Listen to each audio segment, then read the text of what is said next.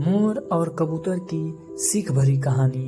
एक हरे भरे जंगल में एक खूबसूरत मोर रहता था। उसके पंख इतने रंग बिरंगे और चमकदार थे कि जो भी उसे देखता उसकी तारीफ किए बिना नहीं रह पाता।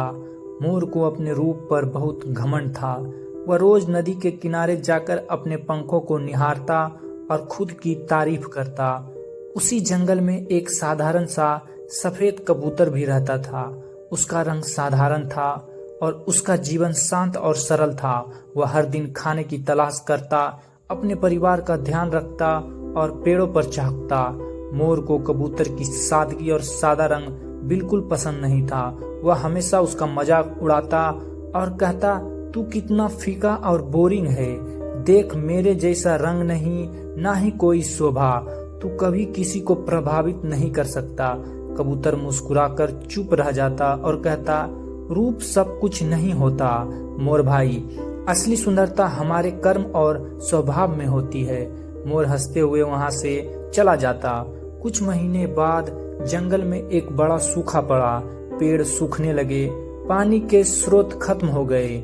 जानवरों को पानी और खाना ढूंढना मुश्किल हो गया। मोर जो हर समय अपने पंखों की देखभाल में व्यस्त रहता था, अब परेशान हो गया। उसे खाने की कुछ नहीं मिल रहा था और पानी की एक बूंद भी नहीं बची थी। दूसरी तरफ कबूतर ने पहले से ही कुछ अनाज और पानी एक गुफा में जमा कर रखा था। वह जंगल के छोटे जानवरों को भी उसमें से हिस्सा देता था। जब मोर बहुत कमजोर होकर एक पेड़ के नीचे बैठा तो कबूतर उड़कर उसके पास आया। मोर भाई, तुम बहुत थके लग रहे हो, चलो मेरे पास थोड़ा पानी और खाना है, तुम भी ले लो। कबूतर ने कहा। मोर को बहुत शर्म आई। उसने सिर झुकाकर कहा, मुझे माफ करना कबूतर भाई, मैंने हमेशा तुम्हारा मजाक उड़ाया, लेकिन आज मुझे समझ आया कि असली खूबसूरती बाहर नहीं अंदर होती है। कबूतर मुस्कुराया और बोला, कोई बात नहीं दोस्त, अब चलो हम मिलकर इस कठिन समय से लड़ेंगे। उस दिन से मोर ने अपने घमंड को छोड़ दिया और बाकी जानवरों के साथ मिलकर एक बेहतर जीवन जीने लगा। कहानी का सीख, घमंड कभी नहीं करना चाहिए।